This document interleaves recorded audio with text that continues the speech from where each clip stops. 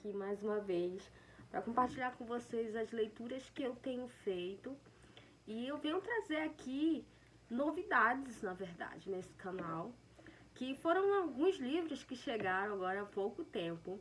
E eu irei fazer duas partes, tá bom? Vou dividir em duas partes, porque os livros que eu irei mostrar, eles são totalmente diferentes, os temas um do outro. Então eu preferi assim mostrar essa primeira parte e depois gravar outra parte com os outros livros, que vai ficar com mais sentido, tá ok? Então nessa primeira parte eu vou logo mostrar pra vocês que eu amei assim esse livro que chegou aqui em casa e eu já comecei a ler porque eu não aguentei, já que eu já tinha começado a ler um pouco desse livro aí em PDF, mas eu não gostei muito porque eu não consigo, certos livros eu não consigo acompanhar, sabe, em PDF. Então eu tinha que ter ele também porque eu sou super fã. E eu tô falando de A Mulher em Mim, da Britney Spears. E assim, eu sou muito fã e eu amei essa capa desse livro. Eu assim esperava uma capa mais princesinha, sabe? Mas só que aqui ela mostrou o auge dela mais mulher, sabe? Aquela fase mais mulher dela. E eu gostei, de certa forma eu gostei, porque eu acho assim que assim como Taylor Swift, assim como a Miley Cyrus, assim como a Demi Lovato, a Britney também passou por muitas histórias e por muitas críticas, então ela queria, sabe, mostrar, eu acho que a intenção dela com essa capa foi realmente mostrar aquela ideia de que ela sempre é aquela princesinha. Mas sim, eu não vou falar do livro completo hoje, só um pouquinho sobre ele, de como tô achando. Mas assim, eu pretendo fazer um livro falando só desse. Um vídeo falando só desse livro, sabe? Porque é muito interessante. E aí a capa, gente, essa capa, senhora, essa capa é linda, assim. É linda, simplesmente toda rosa, bem feminina. E eu estou assim, sabe, muito entusiasmada com essa leitura. Eu acho que eu vou ler muito rápido e muito curiosa, né? Eu sou muito curiosa com essa história dela, eu sou fã, né? Praticamente ela faz parte da minha pré-adolescência, da minha infância. Então, eu gosto muito dessa ideia que ela trouxe nesse livro.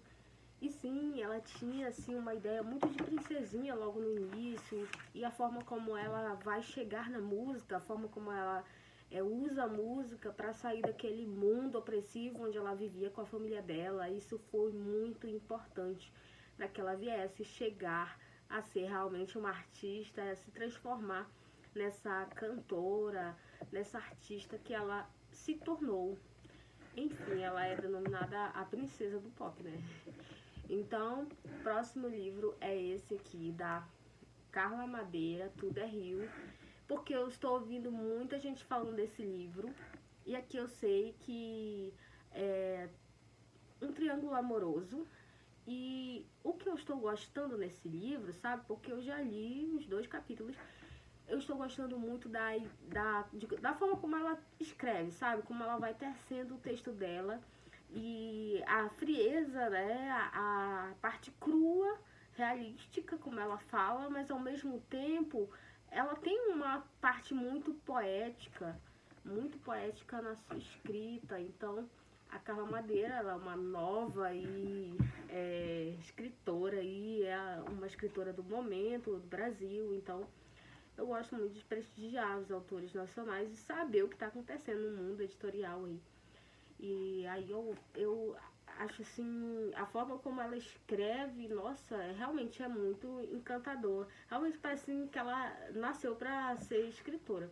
Tirando, assim, alguns elementos, assim, algumas expressões que ela usa, assim, que eu achei um pouco vulgar, mas faz parte do contexto e se encaixa perfeitamente no contexto do que ela está falando. Ao mesmo tempo ela é crua e ao mesmo tempo ela é romântica, ela é doce, gentil. Então ela consegue dosar essas duas faces dela, sabe? através dessa escrita dela tão encantadora.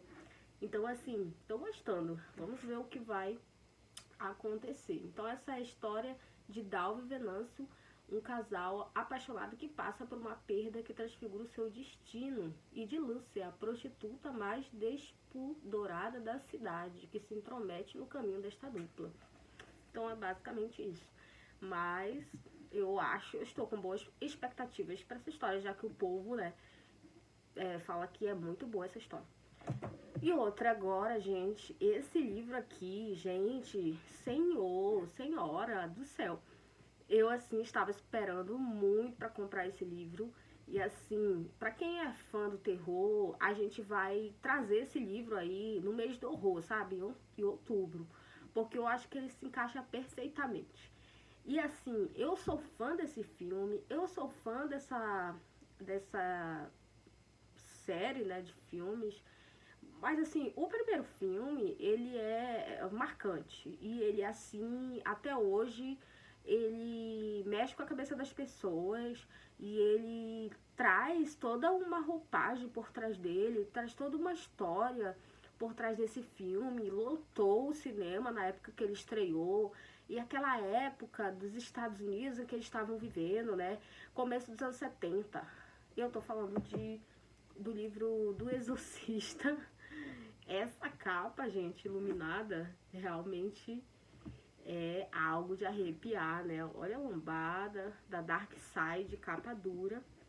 E assim, gente, eu fiquei assim impressionada com a arte desse livro. Olha só, eu fiquei impressionada com a arte desse livro. É realmente muito bonita e tem várias fotos assim do filme. E vai contando as histórias dos bastidores, toda essa lenda por trás desse filme que ficou marcado, né? E assim, tem gente que não gosta, né, de terror, não se identifica, tudo bem. E assim, essa parte inclusive proibida para crianças, né, de menores, né? Menores de 12 anos, essa parte proibida. Assim, mas maiores de 13 anos acho que consegue já assistir esse filme, sabe? Porque na minha época eu já assistia, já passava no SBT. Então eu acho que hoje as crianças ainda têm acesso a coisas muito piores. Então eu creio assim que um adolescente consegue assistir esse filme. E eu não sei se ele ainda passa esse filme tanto quanto passava antes, mas antes assim, quase todo ano passava no SBT. Então, enfim.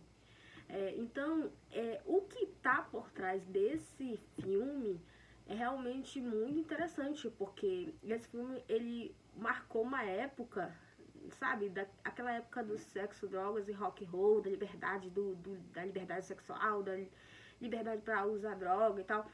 E ali nos Estados Unidos eles estavam vivendo essa época, né? Teve até o Woodstock, que foi um show, digamos assim, que era como se fosse o Lollapalooza ou o Rock in Rio daquela época, sabe?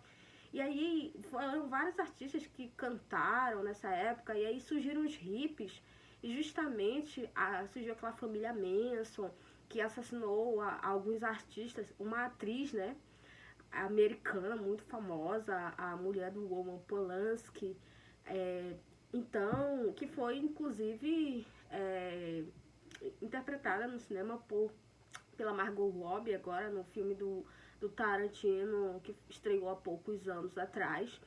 Então, assim, é uma época que surgiu vários psicopatas também nos Estados Unidos. Então, toda essa época aí, os americanos eles estavam muito assustados e estava ali na guerra do Vietnã, o pessoal vendo aquelas cenas escrupulosas.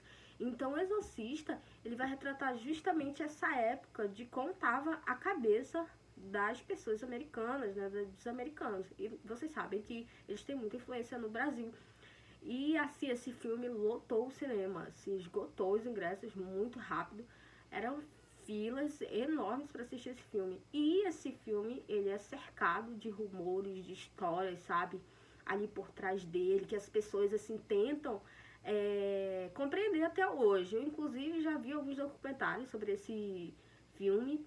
Realmente é muito curioso e as pessoas que participaram dele, os artistas, até hoje eles, assim, falam, né, que foi, assim, realmente gravações que marcaram muito a vida deles e tal. E a atriz principal, inclusive, né, ela ela sofreu muito porque praticamente ela não conseguiu mais fazer sucesso após esse filme, porque ela meio que ficou com a Linda Blair. Ela ficou meio com uma fama, assim, de amaldiçoada, sabe? Sendo que era só um filme, que ela era uma criança, assim, de 12, 13 anos, mais ou menos. Ela tava interpretando uma criança ali, né, amaldiçoada e tal. E, cara, e aí nessa época também, ali, quase naquele mesmo período, teve o trio, né, dos filmes de terror ali, O Bebê de Rosemary, A Profecia e O Exorcista. O Exorcista é um dos que tiveram muitas inspirações aí para todos esses filmes aí que vocês veem hoje, que tenham alguma coisa nesse sentido aí enfim, de pessoas endemoniadas e tal. Então, é isso. E os próximos livros, gente, assim, são listas de leituras obrigatórias que eu tô fazendo, né, da FUVEST. E aí, eles são muito interessantes, parece, esses livros, mas eu não sei exatamente do que se trata cada história. Mas a gente tem aqui, Nós Matamos o Cão Tinhoso, de Luiz Fernando Ouana. O cão tioso olhava-me com força. Seus olhos azuis não tinham brilho nenhum, mas eram enormes e estavam cheios de lágrimas que lhes corriam pelo focinho. Metiam medo aqueles olhos, assim tão grandes, a olhar como uma pessoa e pedir qualquer coisa sem querer dizer. Bom, é um livro de contos, pelo que eu estou percebendo aqui.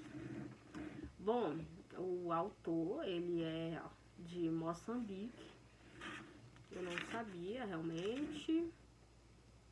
E é isso, gente. Bom, dá pra ver aqui que ele é uma pessoa negra. Então, deve ter alguma coisa a ver com isso. Enfim, com a história com preconceito, né? Enfim. E então é isso. A algum momento desse ano eu vou falar sobre esse livro pra vocês, tá bom?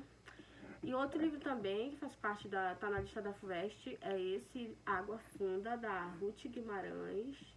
Essa capa aqui eu achei muito bonita. Parece uma tela de um quadro.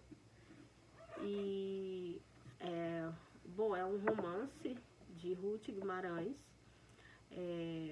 Uma das primeiras escritoras negras a ganhar destaque na cena literária brasileira. Água Funda foi lançada em 1946, mesmo ano de Sagarana de Guimarães Rosa. Muito interessante também. Então é isso, tá na lista da FUVEST, então veremos. E por último aqui eu tenho o livro Meditações, do Marco Aurélio, esse que é um filósofo estoico. E assim, o estoicismo, ele tem sido muito relevante na minha vida. Ele tem me ajudado a compreender várias coisas sobre mim mesma, sobre o mundo, sobre as pessoas, sobre como lidar com diversas situações, conflitos, problemas da vida, as diferenças de pessoa, de diversidade, enfim, como lidar com as pessoas, principalmente, que sempre foi uma área da minha vida que eu tive muita dificuldade. Eu sou uma pessoa muito desconfiada, uma pessoa que eu sou muito na minha, eu tenho poucos amigos, e então, tipo, isso acabou me trazendo alguns problemas, mas também eu consigo entender que essas particularidades eu posso usá-las a meu favor, usar de outras formas, né, para aprender ou para distribuir o conhecimento, porque eu creio assim que as várias pessoas que estão na internet, elas não querem só divulgar alguma coisa, uma marca ou um objeto, ou vender alguma coisa, elas querem também ser vistas, sabe? Eu creio assim, né, com muitos booktubers e youtubers que nascem aí dos lugares mais remotos do Brasil, eles são pessoas solitárias, sim, na maioria deles, principalmente pessoas que gostam de ler, porque a gente vive num país que não valoriza muito a literatura, não valoriza muito a leitura, então é até meio que natural as pessoas não que gostam de ler não terem muitos amigos, né? Enfim. Então, gente, eu vou ficando por aqui. E é isso. Obrigada pela sua companhia e espero que você volte aí na parte 2. Beijos. Tchau.